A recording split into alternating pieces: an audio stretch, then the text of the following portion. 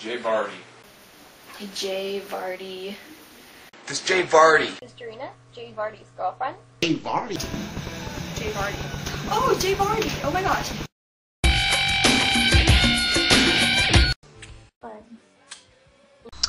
What a day, what a day. Yeah, I don't know if you still haven't known, I got my second copyright claim by WWE today.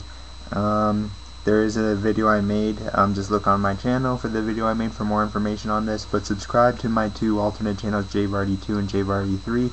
That would be much appreciated, because as of any day, this channel could be removed, as unfortunate that was be, but yeah, I don't know if you watched Doreena's video, because I talked about it in that one as well, but the story about the movie theater, about how the movie theater wasn't able to play WrestleMania due to a snowstorm that happened in the province of Ontario today, and there was problems with the satellite. So yeah, basically, to make a long story short, I didn't get to watch WrestleMania at the theater, and I had to wait till 11:30 to watch the rerun of WrestleMania. I avoided the internet, I avoided all that, so I didn't get any spoilers or anything.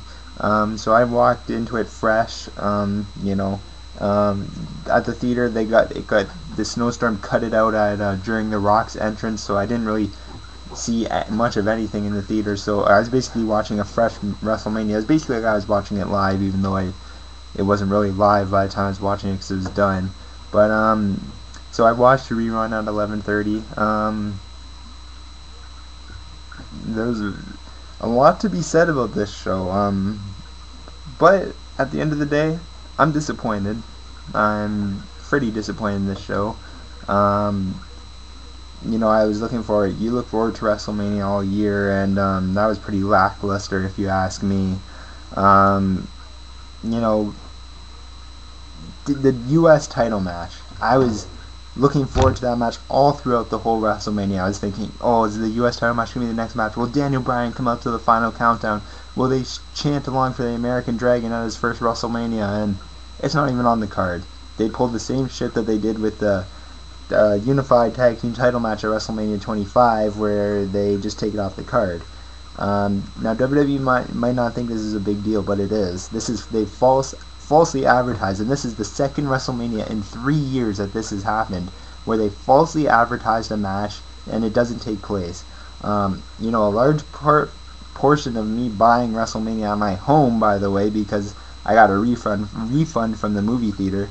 I spent $55 to order this show, avoided spoilers and everything to watch it, and one of the matches I was mainly looking forward to was Daniel Bryan versus Sheamus for the U.S. title, and I didn't get to see it. I'm fucking very furious about that, and WWE already pissed me off once today with that copyright bullshit, and now they pulled this. That is false advertising by WWE, and people should be demanding like a refund or something for that, because that is bullshit.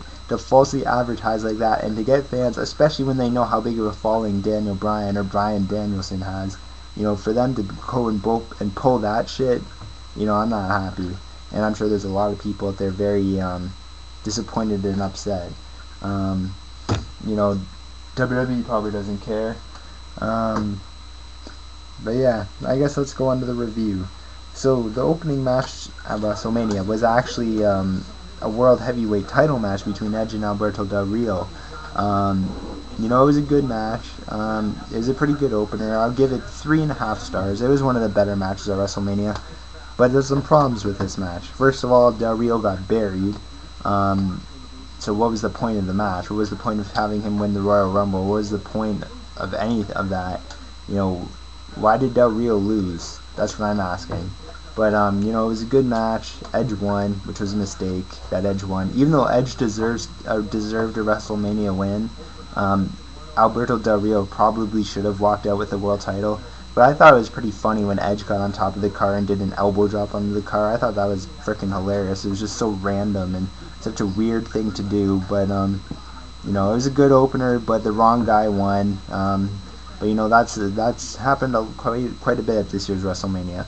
The second match was Cody Rhodes and Rey Mysterio. This was kind of a fun little match, and they really used the mask that Cody Rhodes was wearing and the knee brace that Rey Mysterio was wearing as the story of the match, and that basically played played out for Cody Rhodes at the end of the match, the knee brace, because he used it as a weapon to get the victory over Rey Mysterio, which is good for his career. But you know, it was an okay match. It was an okay feud. The way the match was booked, it definitely played off the story of the feud, which is good because it completed the story. The bad guy won, so I'm assuming they will continue to feud for at least another month or two, unfortunately, because I don't really want to see them wrestle again. But you know, it was a good little match, maybe a 2.5 star match. It wasn't, I could see people overrating this match. It was just okay, really.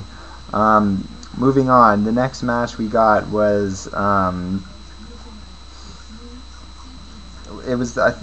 got the Core versus Big Show, Santino, Kofi, and Big Show or Kane or whoever I didn't say. This is a dud. This match is a dud. I blinked and I missed it. Yeah, it was crap. The wrong team won, first of all, and it was like 2 minutes long at most. They just pretty much went in, did a little spot, and that was the match. It was bullshit. It was just stupid. It was stupid how it was. They didn't get any time. They basically told everybody, we don't care about the Core, so neither should you. We don't care that they're Intercontinental Champion, Tag Team Champions. We don't care that Wade Barrett was one of the bigger stars of 2010. You know, we don't give a shit about the Core, so you know what, you shouldn't care either, because we're just gonna have them get squashed in 2 minutes. Yeah, that's a dud. 0 stars. Pretty bullshit, actually. Then we got Randy Orton and CM Punk, a match I was looking forward to. But I have to gripe about this. Why did they have to have an injury angle? And don't anybody tell me it's because CM Punk attacked Randy Orton on Raw. I know why there was an injury angle. I'm asking, why did we have to have an injury angle in this match? Why couldn't these two guys just go out and wrestle? Why couldn't they just do their story without a stupid little injury involved? Like, why couldn't they just go out and wrestle and go give it their all and better man win? Why did Randy Orton have to have a knee injury throughout the whole match and come out with the victory looking like an almighty guy who overcame his injury to get the win? That's bullshit. That's not what I wanted to see. That's not what anyone wanted to see, whether you're a fan of either guy. You know, it was a good match. It was a good 3-star match. But the finish, I've seen it many times. I've seen Randy Orton hit an RKO like that many times. That was nothing new to me. And the injury angle really killed it for me. That I felt like it was unnecessary. It's overused in WWE, and it just didn't feel like this match needed that. But it was okay. It was 3 stars. You know, maybe hopefully next time these guys are allowed to just go all out at it with no stupid little angles like that. But yeah, there you go. It was an okay match. Then the 5th match, we got Jerry the King Lawler versus Michael Cole. This was garbage. This was garbage all the way out. Michael Cole, with the exception of Ashley Mazzaro, Michael Cole is by far the worst wrestler I've ever seen step in a ring. Ashley Mazzaro is a little bit worse, but you know, Michael Cole, holy hell, that was just hard to watch. And Michael Cole actually won this match because the Raw GM disqualified Jerry the King Lawler because Stone Cold pushed someone. You know, what happened to the referee's decision being final? Anyways, whatever. Moving on. That was just crap. So there you go. Let's moving on. We got Triple H versus The Undertaker. Now, usually I kind of gripe on these two, and usually, you know, I especially have some bad things to say about The Undertaker. Like, I think sometimes he gets empty respect where people respect him, and I feel like he gets respect for things he doesn't deserve respect for. I don't like his backstage use of politics, especially with his wife Michelle McCool. However, of all of the negative things about Undertaker that are there, whether you people admit it or not, the only thing I have to say about that match is respect, because I did not expect that kind of performance from those two. I did not expect Undertaker to go out and bust his ass the way he did. Just respect. And, you know, he looked like he was legitimately hurt when they carried him out on that, whatever that vehicle was that they carried him out on. I hope he's okay, because, you know, he gained a lot of respect from me tonight. You know, I've been watching for over 10 years, and I feel like Undertaker gets empty respect, but tonight, he deserves all the respect in the world. That was a magnificent performance. definitely match of the night, by far match of the night. Good 4.25 star match, unbelievable match. You know, I could see people overrating it. I could see some people calling it a 5-star match. I don't think it was a 5-star match, but definitely a 4.25 or 4.5 star match.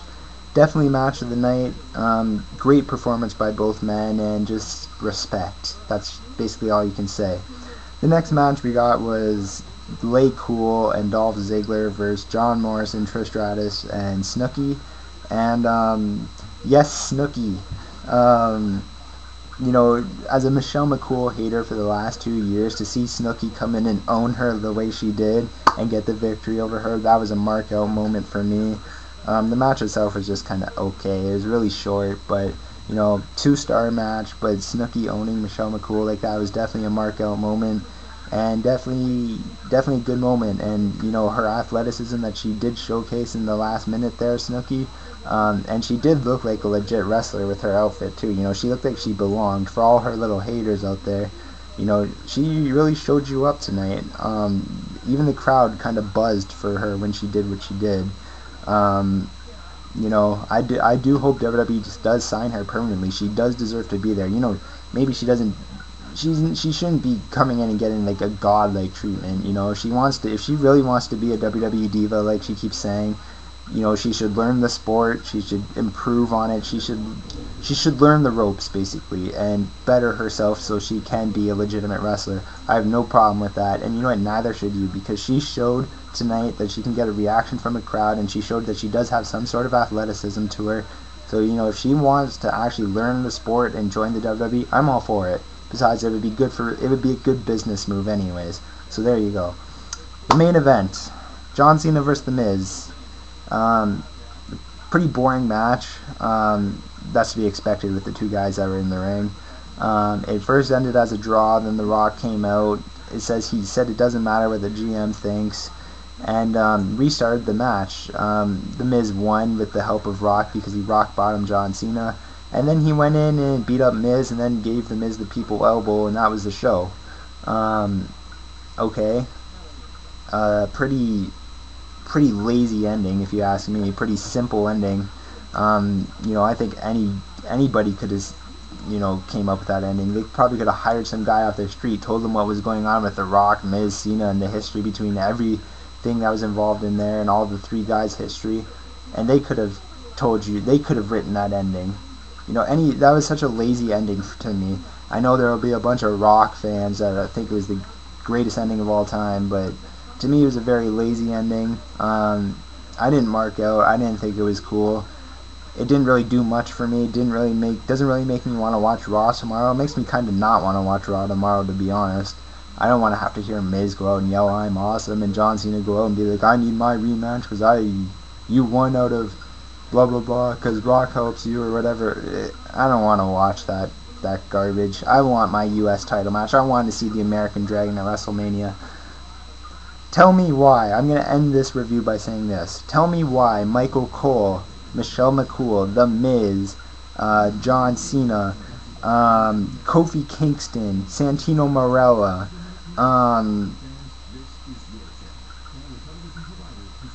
why can all of them be on WrestleMania but Gail Kim, Melina, and Daniel Bryan can't?